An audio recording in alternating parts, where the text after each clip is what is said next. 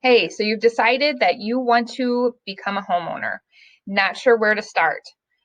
First things first, get some referrals on realtors that you want to partner with who will represent your best interest when it comes time to negotiate and find the right home for you. Best way to find a good realtor, talk to family and friends, find out what their experiences have been. You're going to look for a realtor who knows the market that you want to buy in. So that's the first thing. When starting to work with your realtor, they're going to recommend that you become pre-approved for a mortgage. Your realtor will have recommendations for you on reputable lenders in your area that they refer to on a regular basis. They know that they do a good job and that they'll be able to work with you to find what the best financing program for you will be. You may have a relationship with a bank or a credit union that you'd want to work with, and that's always going to be up to you. I do recommend getting some ideas from a couple different lenders to find out who's going to have the best interest rates or who has a good deal for maybe a first-time home buyer or something like that. But I always recommend working with a mortgage broker because they're going to have lots of different options of loan programs, and they can find one that works best for you.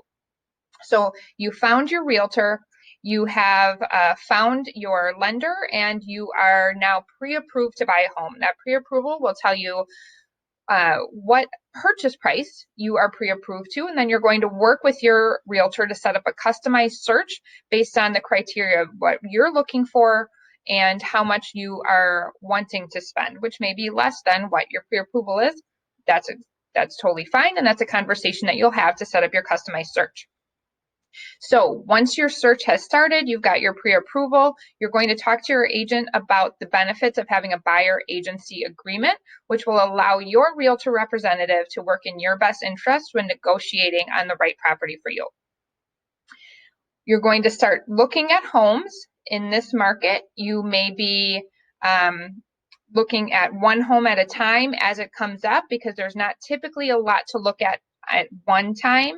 And a viewing, so you're going to be seeing them as they come up, contacting your realtor, scheduling an in-person showing. When it comes time that you find the right home, your realtor will work with you to start writing up that offer. Once you get an accepted offer, that's actually when you are going to have your home inspection. That's a common question that I get is, do I have the home inspection prior to writing the offer or after? You're always going to have an accepted offer first, and you're going to have your home inspection after, and that's going to be at your expense out of pocket. You're going to be looking at a few $100s for that. Another thing you can talk to your agent about is including a home warranty in your purchase or any additional testing contingencies such as radon or mold. Conversation to have with your realtor about something to include in your offer. All of those things happening after the offer.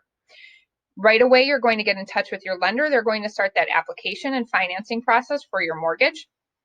Typically after the home inspection is complete, but sometimes before, you will have your appraisal taking place. This is going to be ordered by your lender. You're going to work with your lender about financing and paying for the appraisal. It's going to be different depending on what lender you're working with. The appraisal will take place, and that'll hopefully validate the purchase price that you've agreed to pay for the property.